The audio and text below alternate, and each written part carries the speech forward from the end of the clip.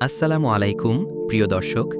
আজকের ভিডিওতে আমরা শোনাব উসমানীয় খিলাফতের সময়কার এক সাধারণ রুটি বিক্রেতার এমন এক ঘটনা যা আজও মানুষের হৃদয়ে দাগ কেটে যায়।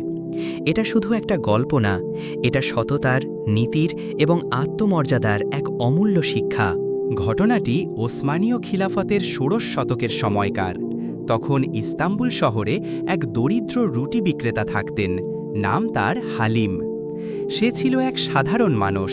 তার নিজের কোনো বড় দোকান ছিল না।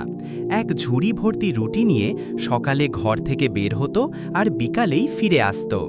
কিন্তু হালিমের মধ্যে ছিল এক অসাধারণ গুণ, তার সততা। একদিন হালিম শহরের এক প্রভাবশালী উজিরের বাড়ির সামনে রুটি বিক্রি করছিল।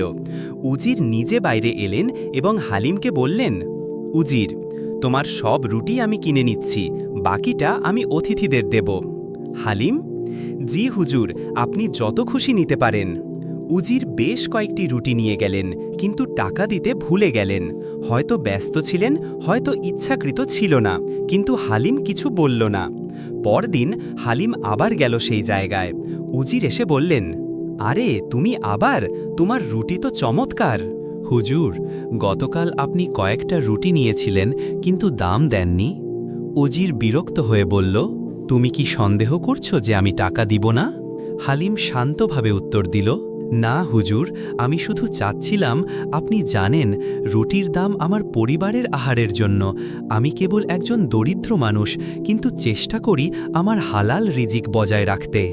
এই কথা শুনে উজির স্তব্ধ হয়ে গেলেন। তার চোখে জল এসে গেল। উজির, হালিম, তুমি আমাকে শিক্ষা দিয়েছ যে সত্যিকারের সম্মান টাকা বা ক্ষমতায় নয়, সততায়। তিনি শুধু আগের রুটির দামই দিলেন না, বরং হালিমের জন্য একটা ছোট দোকান করে দিলেন, যাতে সে আর রাস্তায় ঘুরে ঘুরে রুটি বিক্রি করতে না হয়। এই ঘটনা আমাদের কি শেখায়? সততা সব সময় বড় শক্তি। হালিম ছিল একজন দরিদ্র মানুষ, কিন্তু তার সততা এবং আত্মসম্মান তাকে এক প্রভাবশালী ব্যক্তির শ্রদ্ধা অর্জন করিয়েছিল। আজকের এই দ্রুতগামী দুনিয়ায় যেখানে লোভ আর প্রতারণা ছড়িয়ে পড়েছে, সেখানে হালিমের মতো মানুষরা আমাদের মনে করিয়ে দেয় আসল সফলতা হয় যখন আপনি নিজের মূল্যবোধ ধরে রাখতে পারেন। আপনাদের কেমন লাগলো আজকের এই গল্পটি?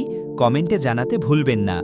আর যদি এমন আরও ইসলামী ইতিহাস ভিত্তিক শিক্ষণীয় গল্প পেতে চান, তাহলে ভিডিওটি লাইক দিন, চ্যানেলটি সাবস্ক্রাইব করুন আর বেল আইকনটি অন করে রাখুন। আসসালামু আলাইকুম ওয়া রাহমাতুল্লাহ।